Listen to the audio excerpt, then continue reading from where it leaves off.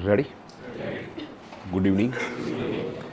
Okay ભાઈ, આપણે manual એકાઉન્ટિંગનો અને આ સમગ્ર કોર્સનો એકદમ મોસ્ટ આઈએમપી ટોપિક સમજવાનો શરૂ કર્યો અને એનું નામ છે આમનોંધ. અંગ્રેજીમાં તમે એને બોલો છો જર્નલ એન્ટ્રીઝ. મહત્ત્વનો ટોપિક એટલા માટે કે જ્યારે મેન્યુઅલ એકાઉન્ટિંગ લખો ત્યારે તમારે ક્લાયન્ટ પાસેથી ડોક્યુમેન્ટ આવ્યા પછી આમનોંધ લખવી પડે. આમનોંધ કેવી રીતે લખાય એ તો આપણે સમજશું જ, પણ આમનોંધ લખ્યા પછી તમારે ખાતા બનાવવા પડે, ખતવણી કરવી પડે, બાકી શોધવી પડે, કાચું સરવ્યુ તૈયાર કરવું પડે, વાર્ષિક હિસાબો તૈયાર કરવા પડે, મતલબ કે આખી એકાઉન્ટિંગની પ્રોસેસ થાય. પણ જ્યારે તમે સોફ્ટવેરમાં એકાઉન્ટિંગ લખો ત્યારે તમારે વેપારી પાસેથી ડોક્યુમેન્ટ આવ્યા પછી માત્ર તેની સોફ્ટવેરની અંદર આમનોંધ લખવાની છે, બાકીનું બધું કામ તમને સોફ્ટવેર કરી આપે. તો હવે જો આમનોંધ આવડે છે તો ટેલીમાં તમે આખું એકાઉન્ટિંગ કમ્પ્લીટ કરી શકો, પણ જો આમનોંધ નથી આવડતી તો સાહેબ આ ફિલ્ડમાં હવે આગળ વધવાનો કોઈ મતલબ જ નથી રહેતો. તો પાછો એક નવો પ્રશ્ન થાય કે સાહેબ આ આમનોંધ એટલે શું? અંગ્રેજીમાં આપણે એને બોલીએ જર્નલ એન્ટ્રીઝ. તો આપણે સમજ્યા કે ભાઈ આમનોંધ શું છે? તો કે સાહેબ કોઈ એક વ્યવહાર, એની બે અસર, એક ઉધાર કરો, એક જમા કરો, આ જમા ઉધાર કરવાની જે પ્રોસેસ છે એને આમનોંધ કહેવાય. હવે મગજ ફરક યાર, વ્યવહાર એક તો એની અસર બે કેવી રીતે? એમાં પાછું કયું ખાતું ઉધાર કરવું, કયું ખાતું જમા કરવું, તો કે એના હાટું પાછા ઓલા 3 ગોલ્ડન રૂલ્સ આપ્યા. માલ મિલકત ખાતાનો નિયમ રિયલ એકાઉન્ટ્સ, વ્યક્તિગત ખાતાનો નિયમ પર્સનલ એકાઉન્ટ્સ, અને ઉપજ ખર્ચ ખાતાનો નિયમ નોમિનલ એકાઉન્ટ્સ. તો સાહેબ થોડુંક કોમ્પ્લિકેટેડ લાગે. પ્રશ્ન અહીંયા થઈ સાહેબ હજી તો શરૂઆત થઈ, ત્યાં જ આવું કોમ્પ્લિકેશન વાળું એવું તો આમ આગળ જતા તો શું થાય? તો આપણે નક્કી કર્યું કે એક કામ કરો ભાઈ, આ સિસ્ટમ છે ને જેણે બનાવી એને પકડો ભાઈ, આ તમે કયા ઉદ્દેશ્યથી સિસ્ટમ બનાવી? તો બની હતી ક્યારે? તો કે 800,000 વર્ષ પહેલાં. કોણે બનાવી દીધું? કે આપણા વડીલોએ, પૂર્વજોએ બનાવી હતી. હવે એ બધાને પકડવા હોય તો એ તો બધા બનાવીને વયા ગયા. હવે એને પકડવા હોય તો આપણે જવું પડે.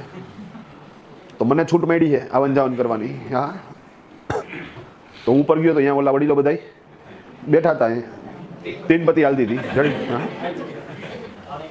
ત્યાં ગયો તો અહીંયા વાત કરી. મેં કીધું ભાઈ પ્રોબ્લેમ છે. મને કે બોલો. મેં કીધું આમનોંધ નથી સમજાતી જે તમે બનાવીને અહીંયા આવી ગયા, અમારી પથારી ફેરવતા ગયા. મને કે આમનોંધ ન સમજાય એમાં એવું કાંઈ છે જ નહીં કે કોઈ એક વ્યવહાર હોય એની બે અસર હોય, એક અસરથી ફાયદો થાય, એક અસરથી નુકસાન થાય, એક અસર જમા કરવાની, એક અસર ઉધાર કરવાની. આ જમા ઉધાર કરવાની જે પ્રક્રિયા છે એને આમનોંધ કહેવાય.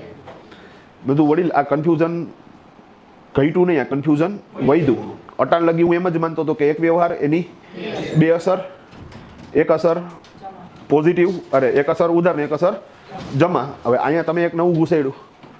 એણે શું કીધું કે એક અસરથી ફાયદો થાય ને એક અસરથી. મેં કીધું વડીલ કાં તો વ્યવહારથી ફાયદો થતો હોય ને કાં તો વ્યવહારથી નુકસાન થતું હોય, બે કેવી રીતે થાય? મને કે બે થાય. મેં કીધું કામ કરો, જમા ઉધાર મૂકો પડતું. મેં કીધું મને પહેલાં એ સમજાવું કે એક વ્યવહાર એની બે અસર ને એમાં પાછું એક પોઝિટિવ ને એક નેગેટિવ કેવી રીતે થાય? તો મને કે 10,000 રૂપિયાનો માલ રોકડેથી ખરીદ કર્યો તો માલ આવે છે એ પોઝિટિવ છે અને રોકડ જાય છે એ નેગેટિવ છે. તો એક વ્યવહારમાં બે અસર થઈ ને? તો ક્યાં થઈ? મેં કીધું હજી એક વ્યવહાર આપો. મને કે 10,000 રૂપિયાનું ફર્નિચર રોકડેથી ખરીદ કર્યું. મેં કીધું એવું કહું. મેં કીધું ફર્નિચર આવે છે અને રોકડ જાય છે. મને કે રેડી. હજી એક એક્ઝામ્પલ આપો. તો મને કે 10,000 રૂપિયાનું કમ્પ્યુટર રોકડેથી ખરીદ કર્યું. મેં કીધું કમ્પ્યુટર આવે છે અને રોકડ જાય છે. તો એક વ્યવહાર એની બે અસર, એક પોઝિટિવ અસર અને એક નેગેટિવ અસર. મને કે બંને અસર તારે લખી નાખવાની એટલે આમનોંધ થઈ ગઈ. આમાં કોઈ બહુ મોટી વાત નથી. અહીંયા વાર્તા પૂરી હતી, પણ પછી મેં એને એક અલગ પ્રશ્ન કર્યો. સિલી ક્વેશ્ચન છે ભાઈ. મને કે પૂછો. બધું ખાલી પોઝિટિવ અસર લખું તો આપણે વાત થઈ ગઈ કે ખાલી પોઝિટિવ અસર લખીશ તો વર્ષના અંતે તું જ્યારે તારા ચોપડા રીડ કરતો હોઈશ ત્યારે બધું સારું જ વચાશે, નબળું કંઈ વચાશે જ નહીં. તો તને એમ જ લાગશે કે બધું હાઈ ક્લાસ હાલે, તું ઓવર કોન્ફિડન્ટ થઈ જઈશ ને તું પડીશ. તો એ ન કર. મેં કીધું ઓકે ખાલી નેગેટિવ અસર લખું તો મને કે એ ન કરતો, નહીંતર તારી મગજમાં નકારાત્મકતા વધી જશે, માઇન્ડ તારું નેગેટિવ થઈ જશે. અને એક વખત નકારાત્મકતા આવી ગઈ ને સાહેબ પછી તમને ગમે એટલું સારું આપે, તમને એ વસ્તુમાં મજા જ ન આવે. તો મને કે આવો ખરાબ સ્વભાવ કરવો છે? મેં કીધું ના. તો મને કે પોઝિટિવ લખવાનું છે, નેગેટિવ લખવાનું છે, પણ પહેલાં પોઝિટિવ પછી નેગેટિવ. સમજી ગયો? મેં કીધું સમજી ગયો ભાઈ. ડન. તો અહીંયા લગી આપણે લાસ્ટ લેક્ચરમાં ડિસ્કશન થયું હતું અને હવે અહીંથી આગળ આપણે વધવાનું છે. ભાઈ રેડી છો બધા? ડન. તો કોઈ એક વ્યવહાર એની બે અસર, એક પોઝિટિવ અને એક નેગેટિવ. ડન. તો આપણે ક્લિયર કરતા જઈએ સાહેબ. એક અસરથી ફાયદો થશે અને એક અસરથી નુકસાન થશે. હા બરાબર સાહેબ. ડન. ઓકે, પોઝિટિવ અસરની વાત કરો તો આપણે જે રીતે એક્ઝામ્પલ લીધા એમાં તમે જુઓ તો ધંધામાં કંઈક આવે. હા બરાબર સાહેબ. અને નેગેટિવ અસરની વાત કરો તો ધંધામાંથી કંઈક જાય. ડન.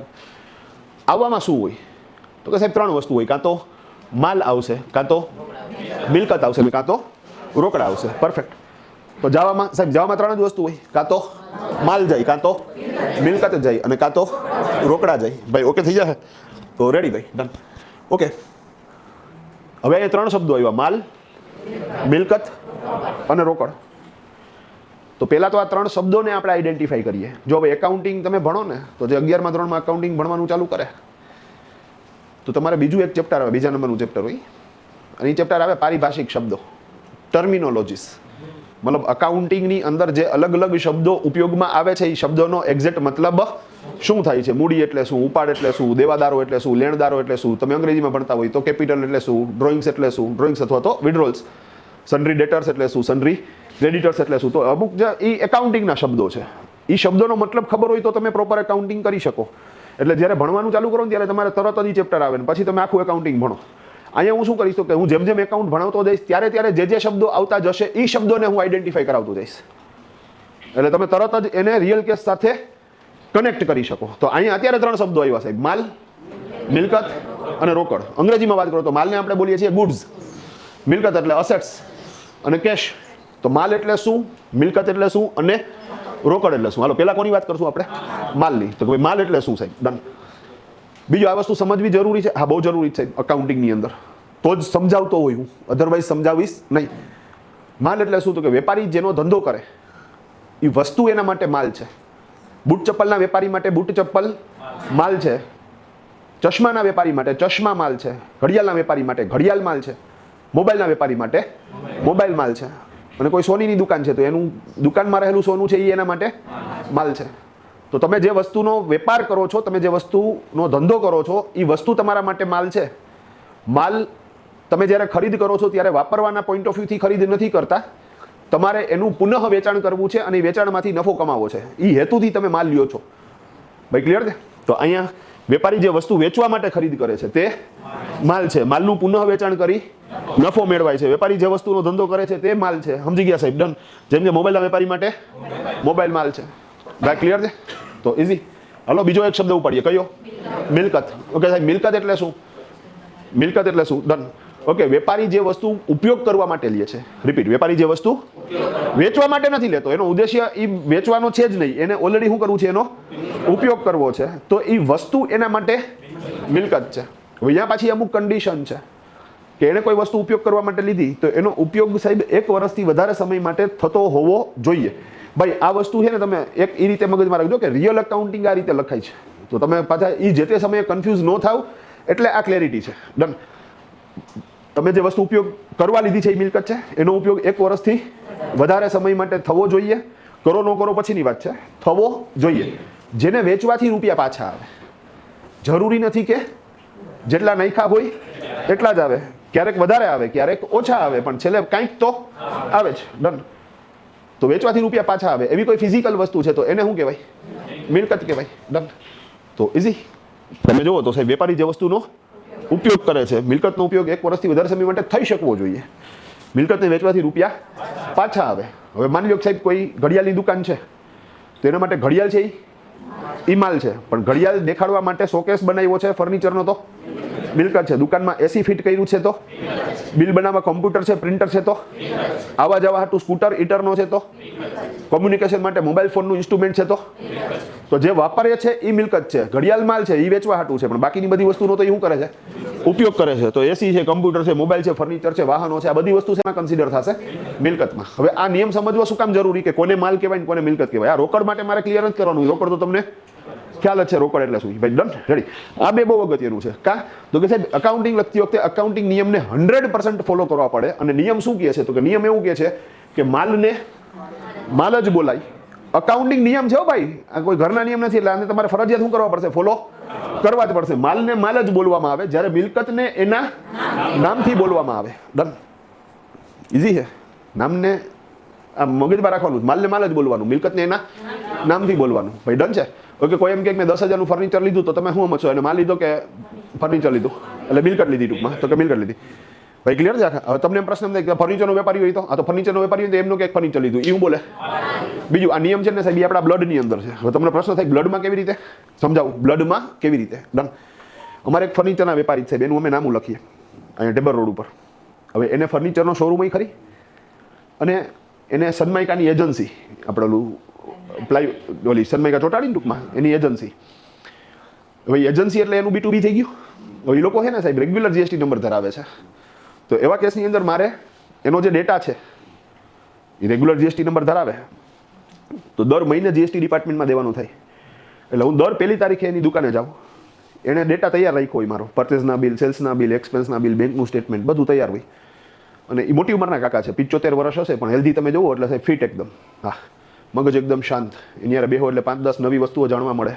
અમરીશ પુરી જેવો અવાજ. હા, અને મારી નામની થેલી હોય, થેલી ઉપર કાપલી મારી હોય સ્ટેપલર મારીને. હા, કે એકાઉન્ટન્ટ ધર્મેશભાઈ, તારીખ લખી હોય કે 1 તારીખે એ આવશે, એને ખબર છે કે આ આવી જાય. હા, અહીંયા જાય એટલે સૌથી પહેલાં મને થેલી આપે અને ડોક્યુમેન્ટ એટલા વ્યવસ્થિત હોય એના સાહેબ. અમે લગભગ છેલ્લા 12-15 વર્ષથી એનું નામ લખીએ છીએ, અમે એનો ભાવ નથી વધાર્યો.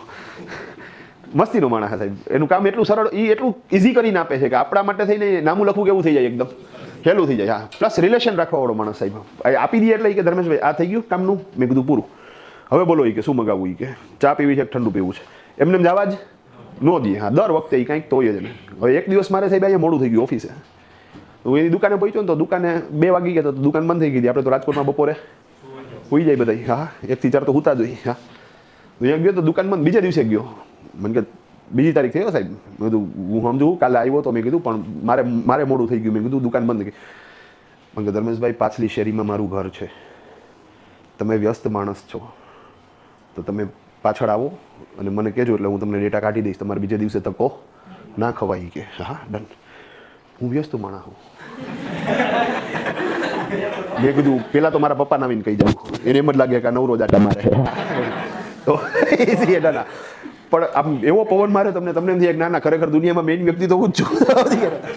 પણ અરે ખરેખર મજા આવી જાય ટૂંકમાં. પણ આ બહુ જમાવટવાળો વ્યક્તિ ટૂંકમાં. તો હવે એવા કેસની અંદર સાહેબ હું થઈ ગયું કે ભાઈ મને કંઈક પાછળ તમારા, મેં કીધું તમારા આરામ હોય, મને કે ના હું જાગતો હોય, સ્ટાફને ચિંતા હોય ટૂંકમાં હોવાની, તો એને મોકલી દઉં કે આપણે રાજકોટની સિસ્ટમ મુજબ.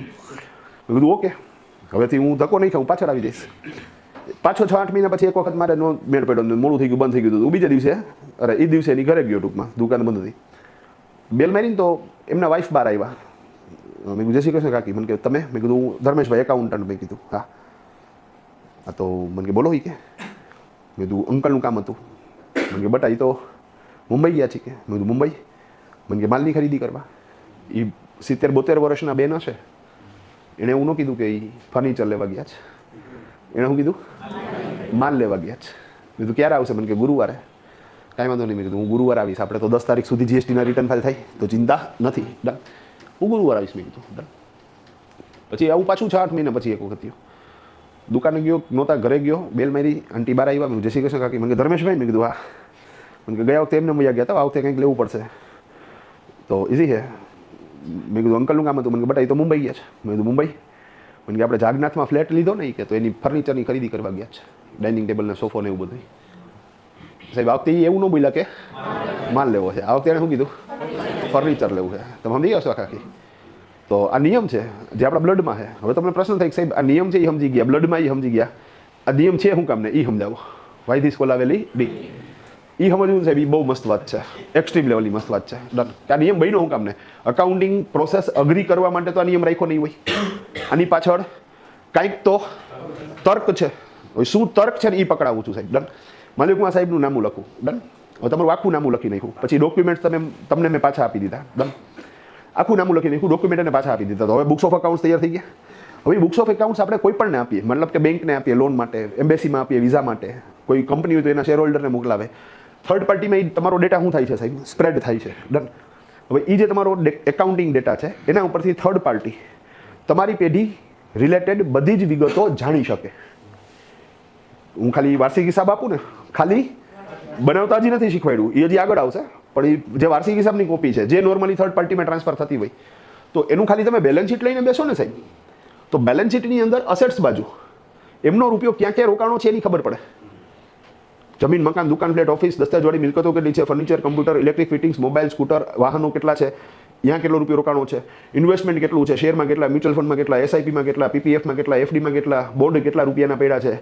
એ જ રીતે તો કે સાહેબ એને કયા કયા ગ્રાહક પાસેથી કેટલા રૂપિયા લેવાના છે, કયા કયા વેપારીને કેટલા રૂપિયા દેવાના છે, કોને કોને લોન આપી છે, એની પાસેથી વ્યાજ સહિત કેટલા લેવાના છે, કોની પાસેથી લોન લીધી છે અને વ્યાજ સહિત કેટલા રૂપિયા દેવાના છે, રોકડ કેટલી પડી છે, બેંકમાં કેટલા રૂપિયા પડ્યા છે, ડિપોઝિટ કેટલા રૂપિયાની છે, સ્ટોક કેટલા રૂપિયાનો છે, ટોટલ જે રોકાણ થયેલું છે એમાં પોતાની મૂડી કેટલી છે, અધર લાયબિલિટીઝ કેટલા રૂપિયાની છે, એનું ટ્રેડિંગ એકાઉન્ટ લઈને બેહો તો એને વર્ષ દરમિયાન ખરીદી કેટલી કરી, વર્ષ શરૂ થયું ત્યારે ઓલરેડી એની પાસે કેટલો સ્ટોક હતો, માલ લઈ આવ્યા એનો ખર્ચો કેટલા રૂપિયાનો થયો, રિટર્ન કેટલા રૂપિયાનું થયું, સેલ્સ કેટલાનું થયું, સેલ્સ રિટર્ન કેટલા રૂપિયાનું થયું, ક્લોઝિંગ સ્ટોક કેટલો, દુકાન હલાવવાનો ખર્ચો કેટલો, લાઇટનું બિલ, ટેલિફોનનું બિલ, માણસોનો પગાર, ચા પાણીનો ખર્ચો, એડવર્ટાઇઝમેન્ટનો ખર્ચો, સ્ટેશનરી પ્રિન્ટિંગનો ખર્ચો, એની અધર ઇન્કમ કેટલી, એનો કાચો નફો કેટલો, ચોખ્ખો નફો કેટલો.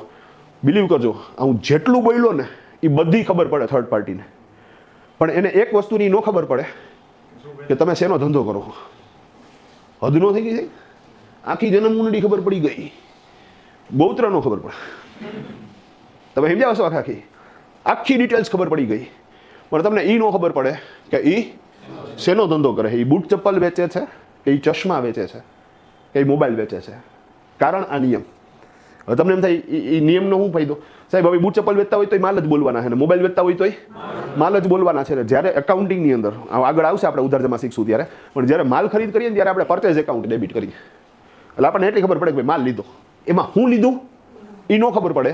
આનાથી ફાયદો એ થઈ જાય કે તમારી આર્થિક પરિસ્થિતિ એને ખબર પડે, તમારી નફાકારકતા એને ખબર પડે, એટલે એને ખબર પડે કે ભાઈ મારા વ્યક્તિ સાથે ડીલ કરવી કે ન કરવી. પણ તમારા ધંધાની મોનોપોલી કોઈને ન ખબર પડે.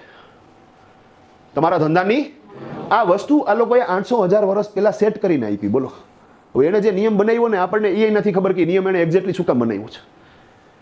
તો બહુ ડીપમાં અકાઉન્ટિંગ બનેલું છે. તમે આને છીછોરાની જેમ ન લ્યો, મતલબ કે આ બહુ ડિટેલિંગ વાળી વસ્તુ છે. ટૂંકમાં એક એક વસ્તુ જે તૈયાર થઈ છે ને એની પાછળ કંઈક રીઝન્સ છે. ડન. અને અગેન હું એક એક નિયમ પાછળના રીઝન કહેતો જઈશ, હું ખાલી નિયમ નહીં કહું. નિયમ કહી દઉં તમે ફોલો કરી નાખો, અકાઉન્ટિંગ સાચું થઈ ગયું સાહેબ, બાકી જિંદગી તકલીફ ન થાય.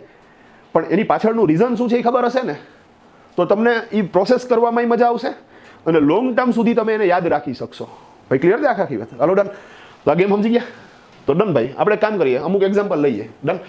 ઓકે, 10,000 રૂપિયાનો માલ રોકડેથી ખરીદ કર્યો. અસર એક, માલ આવે અને રોકડ જાય. ભાઈ બધા ઇન્વોલ્વ થશું, બધા બોલશું. ભાઈ રેડી છો? ડન. તો ઇઝી. તો પોઝિટિવ અસર પહેલા અને નેગેટિવ અસર પછી. ઓકે, આ એક ગાંઠ વાળી લેજો કે એક વ્યવહાર, બે અસર, એક પોઝિટિવ એક નેગેટિવ. બે અસર લખવાની, પણ પહેલા પોઝિટિવ અને પછી નેગેટિવ. આ હું છેલ્લી જે વાત બોલ્યો ની મોસ્ટ આઈએમપી, મતલબ કે પહેલા પોઝિટિવ પછી આ ફિક્સ હો. જો તમે આમાં ભૂલ કરીને તો વાર્તા પૂરી થઈ ગઈ. ભાઈ સમજી ગયા ને મસ્વા આખી? હાલો ડન. તો 10,000 રૂપિયાનો માલ રોકડેથી ખરીદ કર્યો. માલ આવે, રોકડ જાય. ઓકે, 10,000 રૂપિયાનું ફર્નિચર રોકડેથી ખરીદ કર્યું તો મિલકત આવે, રોકડ જાય. ભાઈ ક્લિયર છે? ઓકે, ધેન આફ્ટર 10,000 નો માલ રોકડેથી વેચ્યો. ભાઈ પહેલા પોઝિટિવ બોલવાનું હે. હા, માલ જાય બધા પેલા નજરે દેખાય, પણ એ કરતા નહીં, કારણ કે મેં કર્યું હતું ઉપર ગયો ને ત્યારે. હા, મને કે 10,000 નો માલ રોકડેથી વેચો, બધું માલ જાય ફાટ ખેંચી એક વ્યવસ્થિત રીતે. બધું એમ નહીં, તમે મારા મારી છે નહીં કરો. અમે તો મને કે આપણે શું ડિસાઈડ થયું? પહેલા પોઝિટિવ પછી નેગેટિવ. પણ મેં કીધું માલ તો જાય જ છે ને, પાછી એક ખેંચી. મને કે પોઝિટિવ પહેલા. મેં કીધું ઉભા રહ્યો, સમજી ગયો. મેં કીધું હા, 10,000 નો માલ રોકડેથી વેચો. મેં કીધું હા. મેં કીધું રોકડ આવે છે એ પોઝિટિવ થયું. મેં કીધું હવે ભૂલ ન કરું. હા ડન. એટલે મેં 2 ફટાકા ઓલરેડી શું કર્યા હે, ખાધા હે. હા, તમે સમજી ગયા? ઓકે, હવે તમે અહીંયા પહેલા નેગેટિવ બોલશો તો શું થાય? તો ફટાકો આવશે. હા, તમને એમ થાય કોણ મારશે? વડીલ મારશે. હું કાંઈ નહીં કરું. તમને એમ થાય વડીલ તો ઉપરથી અહીંયા ક્યાંથી આવશે? એની આત્મા મારામાં આવશે. તમે સમજી ગયા? પછી એ આવીને શું કરી જાય? આ ફટાકો મારી જાય વ્યવસ્થિત રીતે. હા ડન. તો ઇઝી સિસ્ટમ છે. હા, જો સમજાણું હોય તો તમને શું હાલે? નહીં. તમે એને નોટ જ નથી કર્યું. છેલ્લી 3 મેચમાં સાહેબ આપણને કોણ જીતાડતું હતું? સંજુ સેમસંગ. સંજુ નહોતો તમને જીતાડતો, એનામાં આત્મા આવતી હતી. જોજો ઘડી વડિયામાં આમ કરતો હતો, તમે જોજો. હા, ઈઝી છે. તો હા, આમ આમ કરે એટલે સમજી ગયો. મેં કીધું હવે બોલર ગયો. મેં કીધું સિમ્પલ વસ્તુ છે. ડન. અને બાપુ 3 છક્કા ઠેવ. મેં કીધું વાહ બાપુ વાહ. મેં કીધું ડન. પછી એના ઉપરવાળાને જોજો, એને કીધું ખરી કે ભાઈ ના બરોબર આવી, મજા આવી કે રેડી. તો ઇઝી. હાલો જવા દો. પણ આપણે જે મૂળ વાત ચાલતી હતી. હા ડન. તો આત્મા મારામાં આવશે, એ આવીને તમને શું કરી જાય? ફટાકો મારી જાય. કોઈએ મારી યારે દુશ્મની નહીં કરવાની. હા, તમે પાછા ટોળું લઈને હોય કે આ તો અરે હું નહોતો, હા મોબાઈલ મારો તો સિમ કાર્ડ કોકનું હતું, તો ઇઝી હે. હા, તો મારી યારે કોઈ ખેલ ના કરતા, બરાબર ને? રેડી ને? પણ આપણે ફરીથી ભાઈ 10,000 રૂપિયાનો માલ રોકડેથી વેચો, પોઝિટિવ અસર, રોકડ આવે માલ જાય, સુપર. હાલો ભાઈ, ધેન આફ્ટર 10,000 રૂપિયાનું ફર્નિચર રોકડેથી વેચું, 10,000 નું ફર્નિચર રોકડેથી વેચું, મિલકત જાય કે માલ જાય? મિલકત જાય, કારણ કે નામ લખેલું છે. અને અહીંયા એવું એક્સક્યુઝ ન આપતા કે ફર્નિચરનો વેપારી હોય તો, કારણ કે જો ફર્નિચરનો વેપારી હોય તો અહીંયા માલ લખેલું હોય, અહીંયા નામ લખેલું ન હોય. અન્ડરસ્ટેન્ડ થાય છે? હાલો રેડી. હાલો ધેન આફ્ટર 10,000 નો માલ રોકડેથી ખરીદ કર્યો, માલ આવે રોકડ જાય. તો મેં કીધું યાર આ તો ગજબ છે ખરેખર. એક વ્યવહાર એની બે અસર, એક અસરથી ફાયદો થાય, એક અસરથી નુકસાન થાય. એક અસરથી ધંધામાં કંઈક આવે અને બીજી અસરથી ધંધામાંથી કંઈક જાય. આ તો ગજબ થઈ ગયો. પછી અચાનક એક વ્યવહાર મગજમાં આવ્યો, મેં કીધું આ તો વડીલો ખોટું ખોટું શીખાડે. હા, હવે આપણે ત્યાં તકલીફ પડે એટલે આપણે શું કરવાનું? ઉપર જવાનું. ઉપર ગયો તો વડીલો તો બધાય તીનબત્તી હાલતી હતી. હા, મન કે બોલ. મેં કીધું તમે હે ને ખોટું ખોટું શીખવાડો. મેં કીધું હા. મને કે શું થયું? મેં કીધું તમે જે ઉપયોગ ને એવું કંઈ થતું જ નથી. એક વ્યવહારને બે અસર. મને કે વ્યવહાર બોલ. મેં કીધું 10,000 રૂપિયાનો માલ રોકડેથી ખરીદ કર્યો, ફાટ ખેંચી એક પાછી. હા, બધું શેની તમે મારામારી કરો? મને કે 10,000 નો માલ રોકડેથી ખરીદ કર્યો, તો માલ આવે અને રોકડ જાય તો બે અસર તો થઈ. મેં કીધું વાત તો પૂરી સાંભળો. મેં કીધું હું એમ કહું કે આ વ્યવહાર તો મને આવડે છે, આ તો આવો જ બીજો વ્યવહાર છે, એટલે સંદર્ભમાં મેં આ વ્યવહાર આપ્યો. તમે વાત પૂરી સાંભળજો. મેં કીધું ડન. હા, 10,000 નો માલ રોકડેથી ખરીદ કર્યો, આઈ અન્ડરસ્ટેન્ડ. માલ આવે રોકડ જાય. 10,000 રૂપિયાનો માલ આપણે ઉધારે ખરીદ કર્યો. ઓકે, માલ તો લીધો, પણ કેવી રીતે લીધો સાહેબ? આપણે ઉધારે લીધો. હાલો, 10,000 રૂપિયાનો માલ આપણે ઉધારે ખરીદ કર્યો. હા, તો હવે આમાં આવે છે એ તો મને ખબર છે કે શું થયું ભાઈ? માલ આવ્યો. હવે આમાં જાય છે શું? મેં કીધું તમે જો તો ખરી, માલ ગયો, મિલકત જાય છે.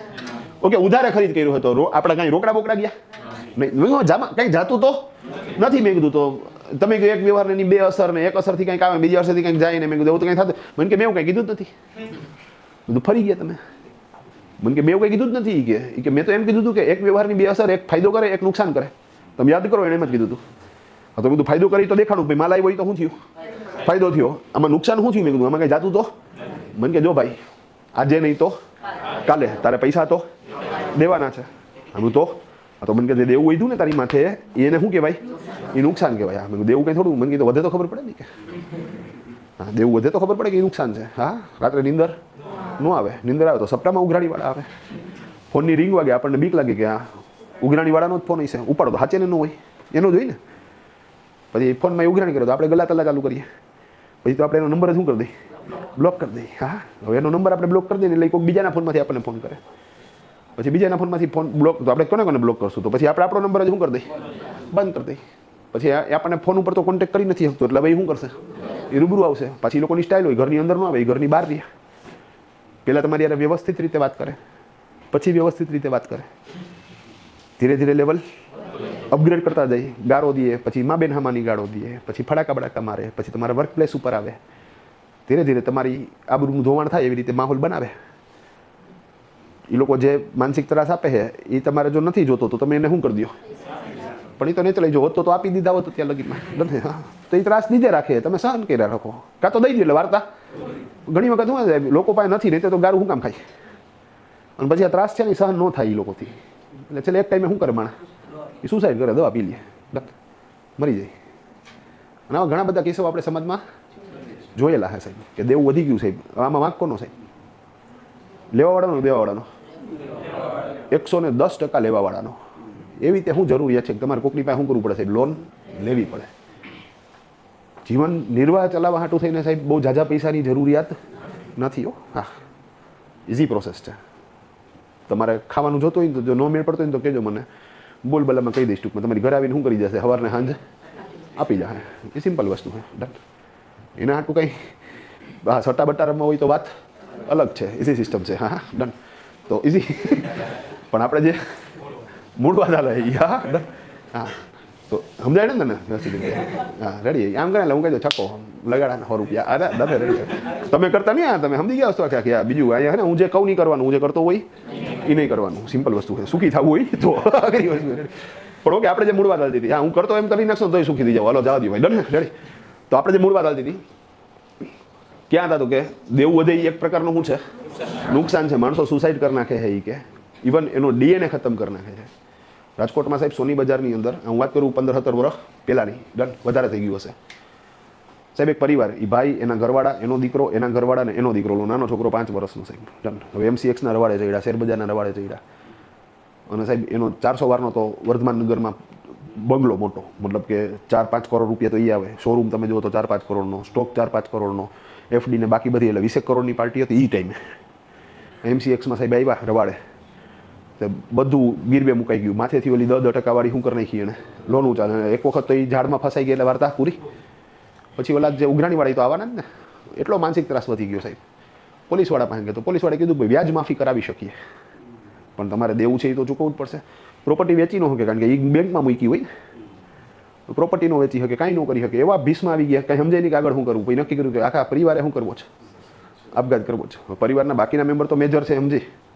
ઓલું નાનું બાળક તો 5 વર્ષનું સાહેબ, હવે એને તો તમારે મારવો પડે ને. દૂધ કોલ્ડ ડ્રિંક લઈ આવ્યા રાજ મંદિરમાંથી, ત્યાં જ રાજ મંદિર આવે, ઓલું ચોકલેટનું દૂધ કોલ્ડ ડ્રિંક લઈ આવ્યા છોકરા હાટું, એટલે સીસી નાખી દીધી. અને ઓલા છોકરાને કીધું દૂધ કોલ્ડ ડ્રિંક પીવું હોય કે આ ચોકલેટવાળું પીવું છે.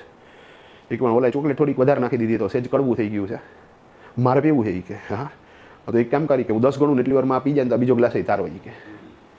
ઓલા દાદાએ ગણવાનું ચાલુ કર્યું, 1 2 3. ઓલા છોકરાએ પીવાનું ચાલુ કર્યું. એ મહિરો નહીં સાહેબ, ત્યાં લગી એ લોકો અહીંયા માથે ઉભા રહ્યા. કન્ફર્મ થયું, પછી બાકીના સુસાઇડ કર્યું. આ રિયલ કિસ્સો છે સાહેબ. માણસો ઉપર દેવું વધી જાય તો માણસો આ પરિસ્થિતિમાં આવી જાય છે.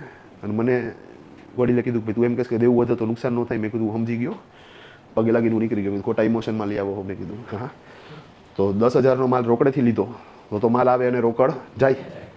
મેં કીધું 10,000 રૂપિયાનો માલ ઉધારે લીધો તો માલ આવે અને સામે શું થાય? દેવું વધે. રેડી? તો દેવું વધે. રેડી? હા.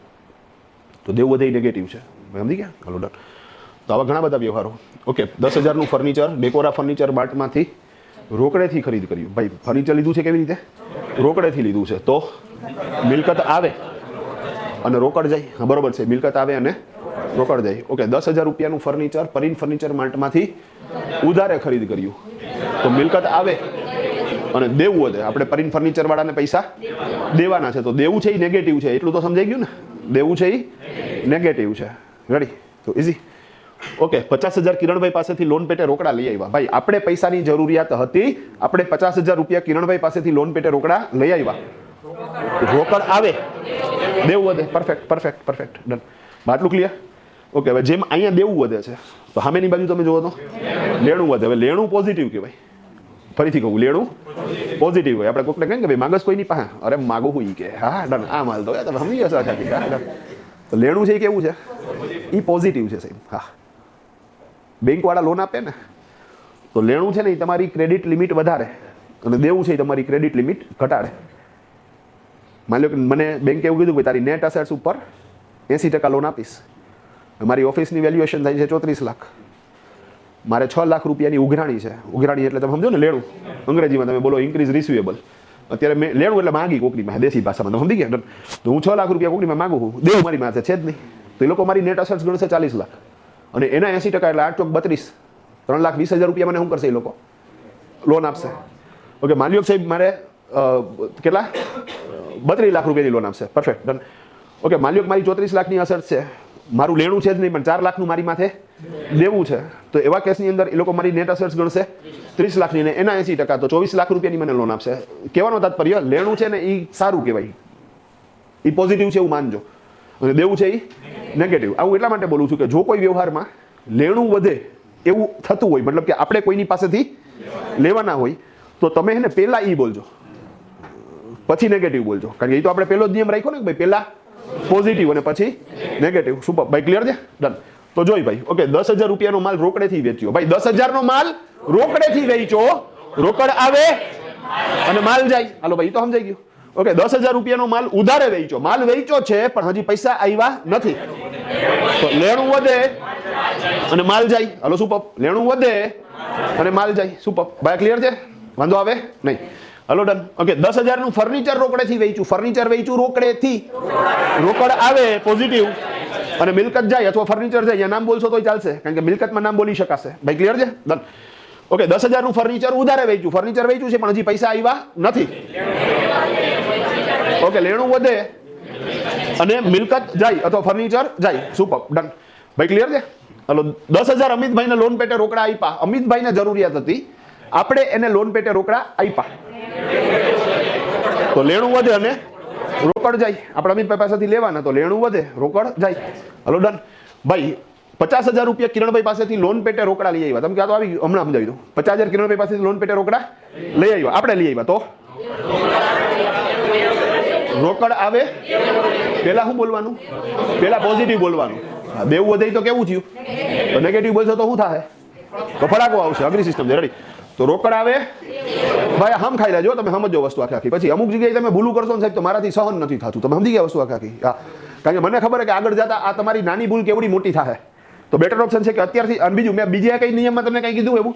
હું ખાલી એટલું જ એક્સપેક્ટ કરું કે ભાઈ પહેલા હું બોલજો પોઝિટિવ ને પછી હું બોલજો નેગેટિવ. મેં બીજામાં કઈ કીધું તમને? નહીં. તો જો કીધું છે તો એનો મતલબ એમ કે સાહેબ એનું કંઈક તો મહત્વ છે. શું છે એ તમે છેલ્લે સમજશો. પણ પહેલા પોઝિટિવ. ફરીથી 50,000 રૂપિયા કિરણભાઈ પાસેથી લોન પેટે રોકડા લઈ આવ્યા, રોકડ આવે, દેવું વધે. Super, done. ઓકે, આપણે રોકડા લઈ આવ્યા, પછી સાહેબ આપણી પાસે પૈસા થઈ ગયા, તો આપણે કિરણભાઈને 50,000 રૂપિયા રોકડા પાછા આપી દીધા. આપણે કિરણભાઈને રોકડા રૂપિયા પાછા આપી દીધા. હવે જ્યારે આપણે લઈ આવ્યા હતા ત્યારે રોકડ આવે અને દેવું વધે.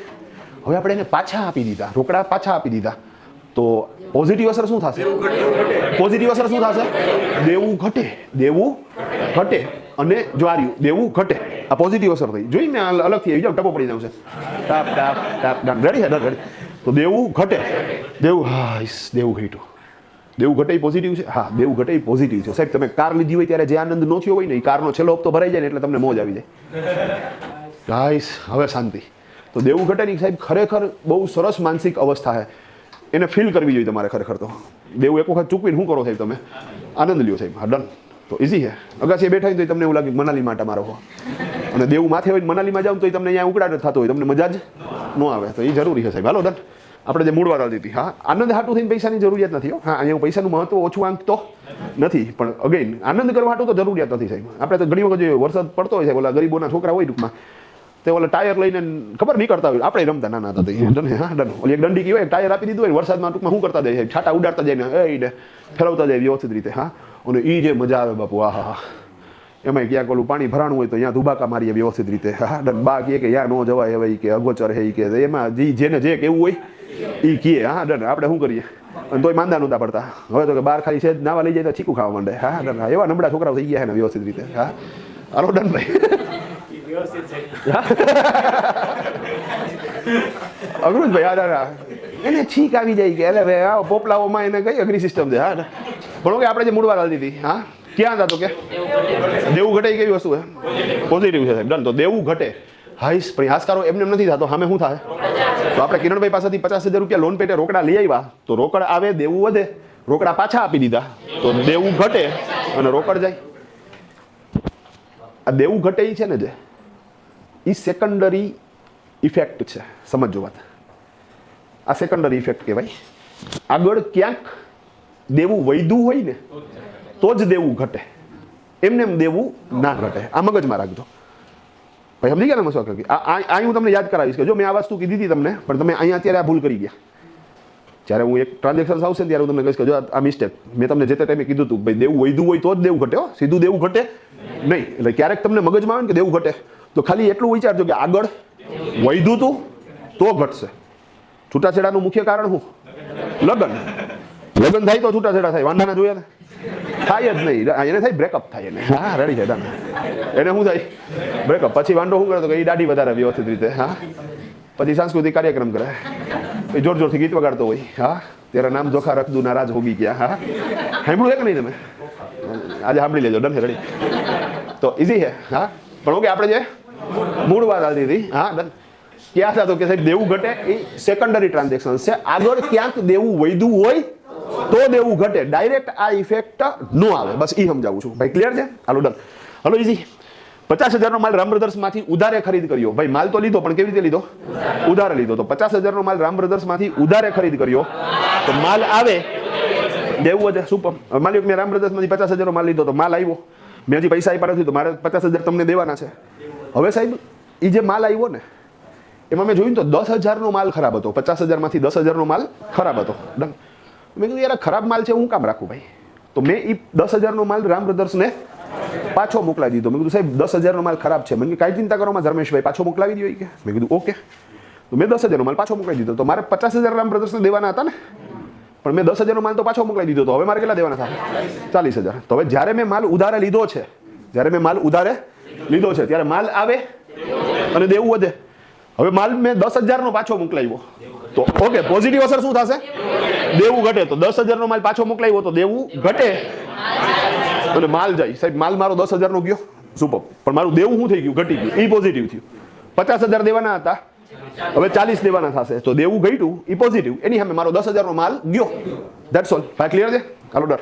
ઓકે, ધેન આફ્ટર 50,000નું ફર્નિચર ડેકોરા ફર્નિચર માર્ટમાંથી ઉધારે ખરીદ કર્યું. સાહેબ આપણે ફર્નિચર લેવા ગયા ઉધારે લીધું હતું, તો મિલકત આવે અને દેવું વધે. ભાઈ ફર્નિચર બધું બરોબર હતું તો આપણે એને પૈસા આપી દીધા 50,000. મેં કીધું રોકડા લઈ જા ભાઈ, ફર્નિચર સરસ છે, મને ગમ્યું.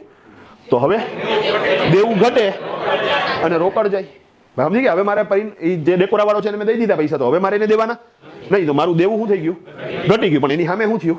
રોકડ ગઈ. એમને દેવું ઘટતું નથી, એમને માસ્કારો થતો નથી. હાલો સુપર. હાલો 10,000 રૂપિયા અમિતભાઈને લોન પેટે રોકડા આપ્યા. આપણે એને લોન પેટે રોકડા આપ્યા તો લેણું વધે અને રોકડ જાય. સુપર. લેણું વધે અને રોકડ જાય. ડન. તો લેણું વધે રોકડ. પછી અમિતભાઈ પાસે પૈસા આવી ગયા તો અમિતભાઈએ આપણને એ 10,000 રૂપિયા પાછા આપી દીધા. મને કે આલ્યો ધર્મેશભાઈ તમારા પૈસા પાછા. એને રોકડા મને પાછા આપી દીધા. તો રોકડા એને મને પાછા આપી દીધા. તો અસર એક શું થશે? કારણ કે પહેલા આપણે શું બોલવાનું છે? પોઝિટિવ. તો પોઝિટિવ અસર શું થશે?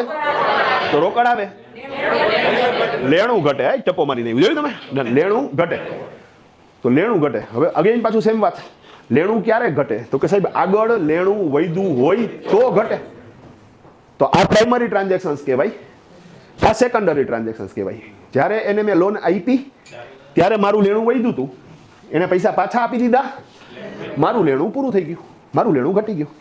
અને આ લેણું વધે એની સામે લેણું ઘટે, દેવું વધે એની સામે દેવું ઘટે. આ તમારા લાઈફમાં રૂટીન છે.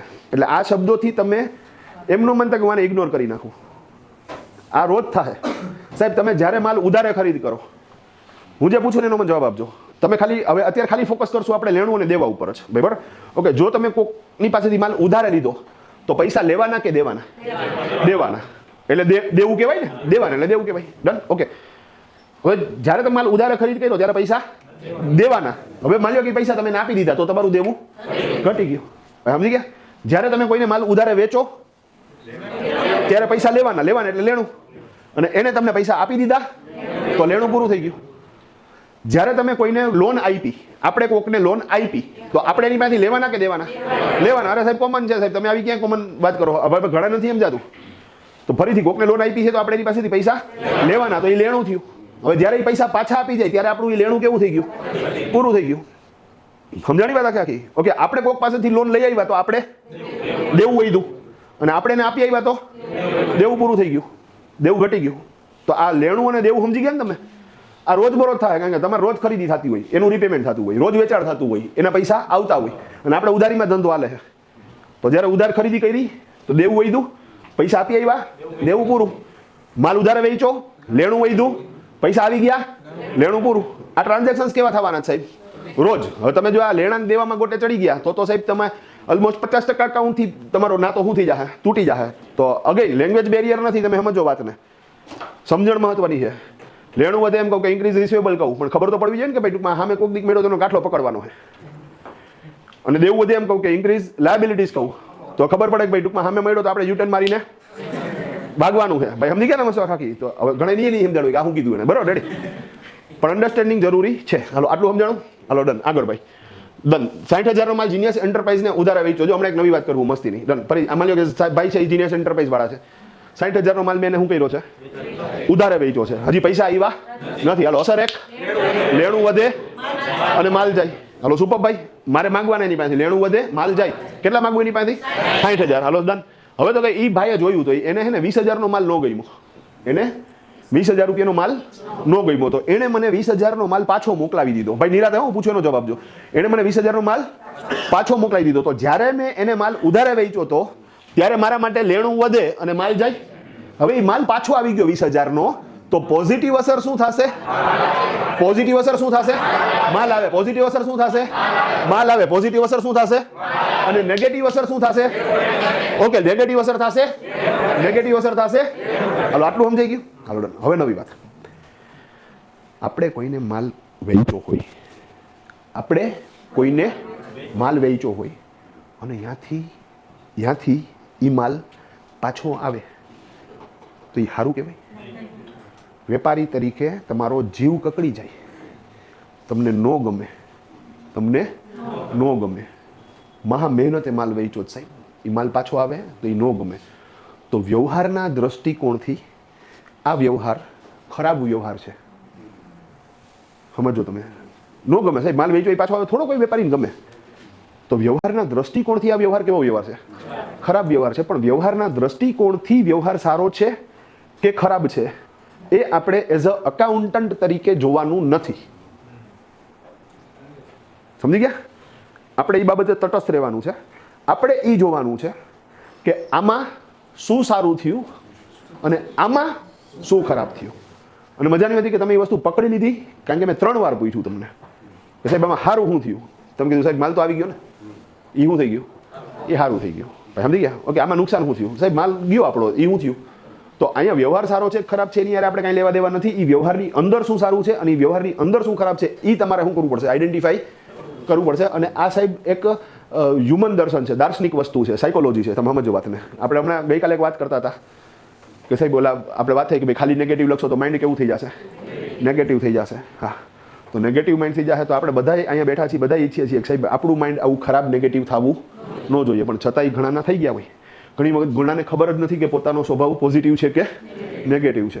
ઓકે, તમે તમારા સ્વભાવ ઉપર કામ ક્યારે કરી શકો? જ્યારે તમે ધારો કે બ્લડ રિપોર્ટ કરાવો તો ખબર પડે કે ભાઈ આમાં ડાયાબિટીસ આવ્યું.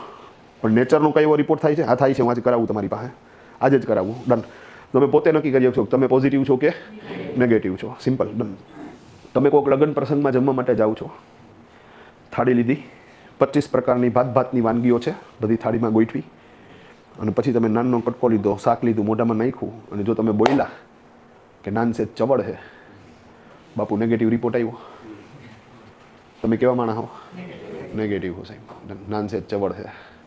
ભાઈ 1000 જણાનું જમણવાર હોય, એમાં તમને સોફ્ટ નાન મળે એવી અપેક્ષા ન રાખી કરાય. પ્લસ 25 વસ્તુઓ છે. શક્ય છે કે 2-3 વસ્તુઓ કેવી નીકળે?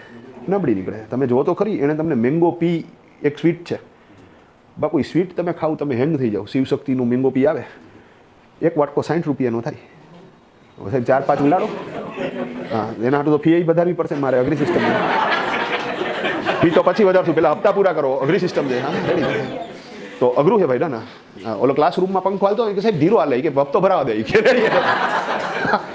કાલથી ઉઠી જાય, ફાસ્ટ થઈ જાય. ઓકે, આપણે જે મૂળ વાત હતી સાહેબ, તમે ફોકસ કરો છે એના ઉપર કરો. તો સાહેબ જે સારું છે, 2-4 વસ્તુ નબળી નીકળી તો એને ઇગ્નોર કરો. જેમાં મજા આવે છે એમાં ઇન્વોલ્વ થાવ તમે. ડન. અને અમુક જણા મેં જોયા સાહેબ એટલા પોઝિટિવ હોય, એ 23 આઈટમ નબળી નીકળે ને 2 આઈટમ હારી હોય ને ખાલી. માની લો દાળ ભાત મસ્તી ના હે, એ ખાલી શું કરે? એ ખાલી દાળ ભાત ખાય સાહેબ. અને બાપુ જે વખાણ કરતો હોય, અરે એ કે બાપુ દાળ ભાત હતા, એ કે યાર કે બાસમતીનો આવડો દાણો હોય કે ફૂફાડા મારતા ભાત, એ કે એમાંય ગરમ દાળ નાખી કે એની માથે 1 ચમચી ઘી નાખ્યું. એ કે આપણે એમ થઈ ગયા તું ક્યાં બહાર ક્યાંક જમી આવ્યો? અઘરી સિસ્ટમ છે. હા, અમારે તો અહીંયા નાનની વાતું હાલે. અને અમુક આવા ભંગારિયા માણસો ભેગું જમવાય ન બેહાય. હું કામ ને તો એ એવા ખોચડી ના હોય, તમે સમજો વાતને. હા, એ જમતો આવે ને આપણી બાજુ એટલે આપણે ભાગી જવાનું ત્યાંથી. કારણ શું તો કે કાંઈક તો શું કરશે? નબળું બોલશે. એ કે સેજ આમ ખારું હોય એવું લાગે છે. હા સાહેબ, મેં કીધું ના મને તો એકલાસ લાગે. 3-4 વાર બોલે ને સાહેબ તો આપણને ખારું લાગવા માંડે. એટલે આવા ભંગારિયા ભેગું રહેવું નહીં. હવે અહીંયા મેં તમને બ્લડ રિપોર્ટ કરાવી દીધો કે ભાઈ તમે પોઝિટિવ નેચર ના હો કે નેગેટિવ નેચર ના હો. હવે તમે સમજી ગયા કે ભાઈ ના હું ક્યાંક આવું કંઈક તો કરું છું તો હું તો નેગેટિવ થયા. તો હવે તો તમે પહેલાં તો સ્વીકારો હું નેગેટિવ છું, તો તમે આગળ શું કરી શકો? પોઝિટિવ માટે જઈ શકો. હવે એના હાટું શું કરવું કે પહેલો નેચર ખરાબ છે, મારે સુધારવું કેવી રીતે? બીજું, આ તમારે કોકના માટે ન સુધારવાની પ્રયત્ન કરતા. આ ખાલી કોના હાટું છે? આ તમારા હાટું છે. તમે આ સલાહ કોકને ન દેતા. તમે સમજી ગયા? આ તમારે સુધારવું કેવી રીતે? સુધારવા માટેનો બેસ્ટ રસ્તો સાહેબ, કાંઈ પણ જિંદગીમાં ખરાબ બને છે એમાં શું સારું થયું ને એ પકડી લ્યો. That's all. ઓટોમેટિકલી શું થાય સાહેબ? તમારો નેચર ધીરે ધીરે પોઝિટિવ થઈ જાય. કાંઈ પણ લાઈફમાં ખરાબ થયું સાહેબ, દરેકની લાઈફમાં કાંઈક શું થાય છે, ખરાબ થાય જ છે. તમે સમજો વસ્તુ આખી ડન. તો સાહેબ એ પૂરું કરો. હવે જો બીત ગઈ સો બાદ ગઈ, પણ હવે એમાં શું સારું થયું એ પકડો, એટલે તમને ઓટોમેટિકલી શું થાય સાહેબ, 50 વસ્તુઓ એમાં એવી મળશે કે એટલે આ તો બહુ સારી વસ્તુ થઈ, આ બહુ સારી. સાહેબ મારા મમ્મીને પગમાં ફ્રેક્ચર આવ્યું, પગમાં ફ્રેક્ચર આવ્યું તો નેચરલી વ્યવહારના દ્રષ્ટિકોણથી તો ખરાબ વસ્તુ થઈ ને, કોઈની યારે થાય નહીં. પગમાં ફ્રેક્ચર આવ્યું હલનચલન ન થઈ તો 6 મહિનાનો ખાટલો, એને એક વખત એના રૂમ લગી પુગાડી દીધી. હવે તો ડૉક્ટર રેગ્યુલર તપાસ કરવા આવે તોય એ ઘરે આવે. હવે બધા મહેમાનો આવે સાહેબ ઘરે, આપણે નસીબવાળા છે, આપણે અહીંયા મહેમાનો આવે છે ખબર કાઢવા હાટું થઈને, પણ આવે ને સાહેબ તો એ જે મગજ ફેરવે. હા, અરે એ જે બીવડાવે મારી મમ્મીને, એ કે લતાબેન કે શિયાળો આવવા દો, કે હા એ કે સહન નહીં થાય કે. હા અરે ભાઈ હાઈ ક્લાસ હાલે છે, હું કામ ને તું એનું બીપી વધારે છે ને કંઈ. હા ડન. હા બીજા કોક આવે કે ચોર આવશે તમને, કે તમને એમને પગ કાપી નાખું. હા રેડી ના સાહેબ. મારા મમ્મીને હું રિયલ વાત કરું છું, તમે સમજો વસ્તુ આખા કે હા મારા મમ્મીને ટેન્શન વધી ગયું સાહેબ. હવે એને બીકી લાગવા માંડી કે આપણને અમય તકલીફ છે, પગના દુખાવા છે, આ બધી વસ્તુમાં તો હું થાય મારી યારે. તો એ ટેન્શનમાં એનું બીપી હાઈ થઈ ગયું. ઓલા ડૉક્ટર આવે સાહેબ તો મને કે ભાઈ તાર મમ્મીને બીપી હતું નહીં, કે આવ્યું કે તો અહીંયા ઘરમાં કાંઈ મગજમારી હાલે છે. મેં કીધું ના ના એકલા ચાલે છે. મેં કીધું ડન હે. હા તો મને કે આ શું થાય? મેં કીધું આના હિસાબે થાય, આ બધા આવે છે ને. મેં કીધું મને કે આમાં તકલીફ શું છે ને, ધર્મ મેં સીતાને કહ્યું કે બીપીની ટીકડી એક વખત ચાલુ થશે ને પછી કે બીજી વખત એ આખી જિંદગી લેવી પડશે એ કે. તો પણ મેં કીધું કરવું હું? પછી મેં કીધું ઓકે હાલો હું સેટ કરી નાખીશ. પછી મેં એક ડાયરી રાખી. હા ડાયરીમાં ઓલા આવ્યો હોય ને મહેમાનો ટૂંકમાં જોવા હાટું થઈને, એને કીધું મેં કીધું પગ ભાંગો છે મમ્મીનો, આમાં હું સારું થયું એ લખો. જો લખશો ને તો આ ડેરી મિલ્કનો ડબ્બો મેં કીધું ફ્રૂટેડ નટ આપીશ. મેં કીધું હા રેડી. ડેરી મિલ્ક બધાને ભાવે. હા તો ઇઝી છે. હવે લખશે પણ કોને મળશે? હા તમારે એ કહેવાનું કે આમાં સારું. હાલો તો હવે હું તમને પૂછું કે આમાં સારું શું થયું? હાલો મમ્મીનો પગ ભાંગ્યો, આમાં સારું શું થયું? કામ ઓછું થયું. તમે સમજી ગયા? પેલો જ વાત આરામ મળ્યો. તમે સમજી ગયા? હવે આરામ મળ્યો ને. આપણે ઘણી વખત હેક્ટિક શેડ્યુલ હોય સાહેબ, ઘણી વખત એમ થાય યાર માંદા પડી 2-4 દી થોડાક શું થાય. હા પછી કંટાળો તો એ વાત અલગ છે, પણ હા આરામ મળ્યો. હાલો ડન. રૂટીન લાઈફમાંથી કંઈક અલગ થયું. એ સિવાય શું સારું થયું? બધાની સેવા મળી. ઓકે એમાં ખાસ કરીને કોની સેવા મળી? વહુની. રેડી છે બાપુ. મારી જિંદગીમાં જે સારામાં સારું કામ થયું હોય ને તો એ આવડું થયું છે. કારણ કે હું અહીં ઓફિસે હોય, મારા બાપા તો સાહેબ પિક્ચરનો પાસ કઢાવી નીકળી જાય. તમે સમજી ગયા વસ્તુ આખી? હા ડન. અને સૌથી વધારે રાજી થાય તો મારા બાપા રાજી થયા. તમે સમજો વાતને? હા ડન. હું હવે સમજી શકું, તમે ન સમજી શકો. ડન. હા પણ સાહેબ એમાં ખરેખર મારા ઘરવાળાએ જેની સેવા કરી છે એને ઓલી રિમોટ, મારા મમ્મીનો રૂમ પાછો ઉપર, નીચે કિચન છે અમારે, તો મમ્મી બેલ મારે ને ચૂચુક થાય એટલે ઓલી તરત ઉપર દોડીને જાય, બોલો મમ્મીજી. એટલે એને કંઈક ખાવું હોય, એની દવા લેવાની હોય, એનો નાસ્તો હોય, બધી જ વસ્તુ ટૂંકમાં એને બાદ એને લઈ જાય ટૂંકમાં. તો સાહેબ એને એટલી બધી સેવા કરી ને એ હાહુ વહુનો સંબંધ કેવો થઈ ગયો? એવો ટીકડીટી થઈ ગયો. મેં કીધું મમ્મી મને જો પહેલે દી ખબર હોત ને કે આના હિસાબે તમારે સારું થવાનું છે, પહેલે દી હાડકા તોડ નાખે તારા. અરે બાપુ એ બે બાંધે આપણા છાતીના ભાટિયા બેસી જાય. આપણને એમ થાય કે ઘરે રાત્રે જાય ને પેલા એકાદો ફ્લેટ ગોતતા જાય, કારણ કે આજના દી ઘરે રહે એવું લાગતું નથી. પાછા સાંજે આપણે ગયા હોય ને ઘરે તો પાછી એક થાળીમાં જમતી હોય. હા એ કે મમ્મી ગરમ રોટલી તમે લ્યો. મેં કીધું એ લે. હા આવી રીતે થોડું કરાય. મેં કીધું 2-4 દી તો હલાવ. મેં કીધું હા રેડી છે. મારા બાપા બેઠા છાપું વાંચતા હોય, અઘરી સિસ્ટમ છે. મેં કીધું તમને કાંઈ ફેર નથી પડતો? મને ઉભો રહી કે એને મશીન ચાલુ કર્યું. હા હવે બોલી કે રેડી છે. હવે મગજ મારી ચાલુ થાય, એને મશીન મૂકી દો, તેલ લેવા જાવ કે રેડી છે. રેડી. હા પછી હું સમજી ગયો. મને કે એ બૈરાવનો શોખ છે, તું સમજતો નથી કે આમાં બહુ સિરિયસ ન થતું હોય કે. હા ડન. બાંધવું એનો શોખ છે. હા આવું તમને પહેલેથી ચોખવટ એટલે કરી દો કે ઘરમાં હાહુઓ બાંધે તો એને મોતથી બાંધવા દેજો, કાં તો કે એના માટે એન્ટરટેનમેન્ટ છે. તમે સમજી ગયા વસ્તુ આખી? થાય છે તો એને શું થાય? ડોપામિન રિલીઝ થાય છે.